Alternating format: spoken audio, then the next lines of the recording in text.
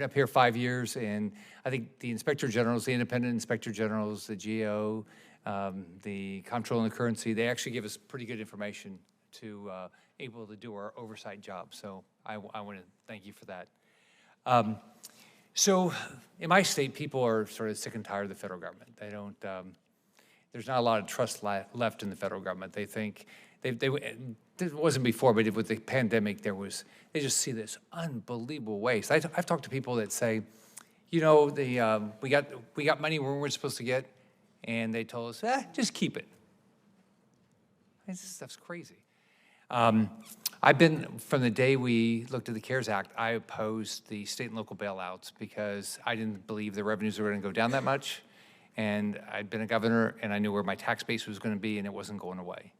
But it happened. I think the state and local bailouts total about $500 billion. $500 billion. I think the total revenue for under the state budgets, the collection by the states is about $1 trillion. So that's a lot of darn money. But here's some of the headlines.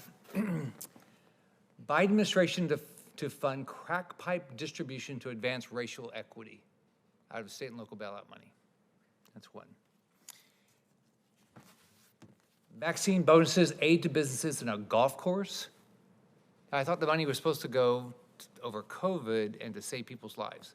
Cities and states put $350 billion stimulus windfall to widely varied use. Flush with COVID-19 aid, schools stir funding to sports. That's interesting. Connecticut City used COVID relief funds to hire a marching band. Probably all like marching bands, but that doesn't seem smart. I've got a list, a mile long of different things, examples. Luxury hotels, golf courses, boathouse construction, aquarium maintenance, basketball hall of fame, art festivals, municipal anniversary celebrations, weed eaters, auto repairs, horse feed, sea urchin hatcheries, walkways at zoos, fire hydrants, and trash cans and swag bags. State and local bailout to save people's lives.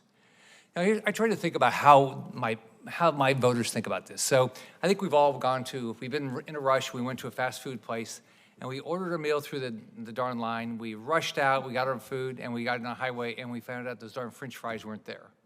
It's sort of the way I think a lot of people think of the federal government now. They say, well, I'm willing to pay my taxes, but I'm not getting what I paid for. And then I also thought about we've all bought houses, right?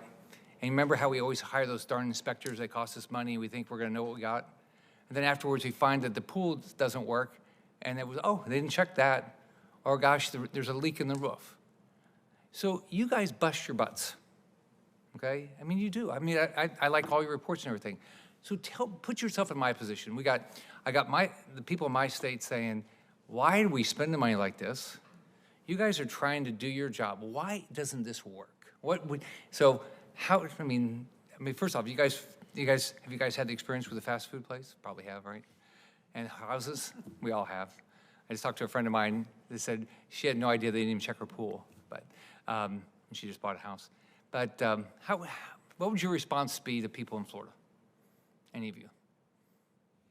Because this fraud is just rampant.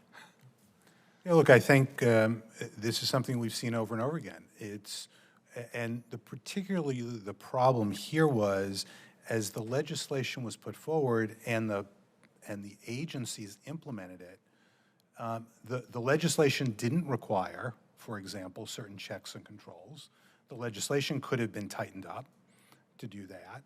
And then the agencies' view was, going back to the chair's question, all about speed. It was, we just need to get the money out. The country is shut down. This is particularly in March and April 2020. We just need to get the money out. You IGs, you law enforcement folks, go figure it out later where the fraudsters are. We're just going to get the money out. And that resulted in tens, hundreds of billions of dollars in fraud. And so two overlaying concepts, I will say, is I think Congress, as it legislates, needs to think about, with a program like the Coronavirus Relief Fund, CRF, the first $150 billion, which was in the CARES Act for state and local entities, and then the State and Local Fiscal Recovery Fund, which was the $350 billion in the ARP bill. both of those had very little parameters as to what they could be used for. And so they were lawfully used for certain things that people would ask the questions. Those don't seem tied into the pandemic. And so Congress can legislate better, and agencies certainly can do a much better job. We've written, all of us here, hundreds of recommendations, probably thousands at this point of recommendations on how the executive branch and agencies can do a better job in implementing these programs. And the problem, I've talked about this over and over again, the problem with sending this money out is the hundreds of billions of dollars that didn't go to the small businesses, that didn't go to the unemployed from the UI programs, that didn't go to various folks that state and locals perhaps we think should have funded. They didn't get the money. This wasn't an unlimited sum of money. It was a large sum of money, but it wasn't unlimited. So every dollar that went somewhere else didn't go to the people who really needed it, or the businesses that really needed it. Did you guys even have the power to look at the state and local bailout money? Yeah, we did. You did? And we have. And so we've worked with the Treasury Inspector General. They've relied, actually, we created, for example, with our analytics platform, a risk scoring model, taking 27 variables and helping them have that information so they could assess the risk in both the CRF and the SLFRF program, the two state and local programs. And they've identified, in the latest numbers, $2.24 billion in question costs from their work and relying in part on our data. Go ahead. Thank you.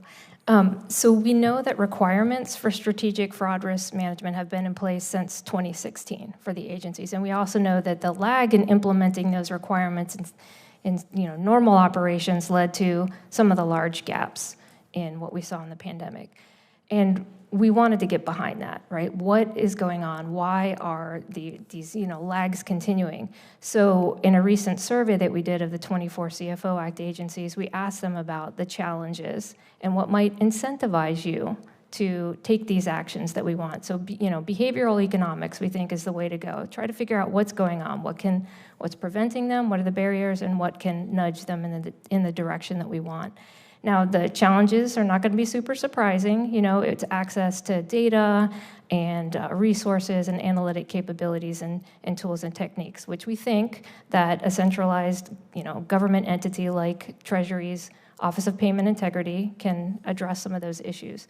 On the incentive side, there are a number of things that the CFO Act agencies mentioned, like congressionally directed funding for payment integrity, ability to demonstrate return on investment from fraud risk management activities, a couple of other things. And one of the things that we're going to be doing in the new year in GAO is delving into some of these incentives and these barriers to taking a strategic approach to fraud risk management.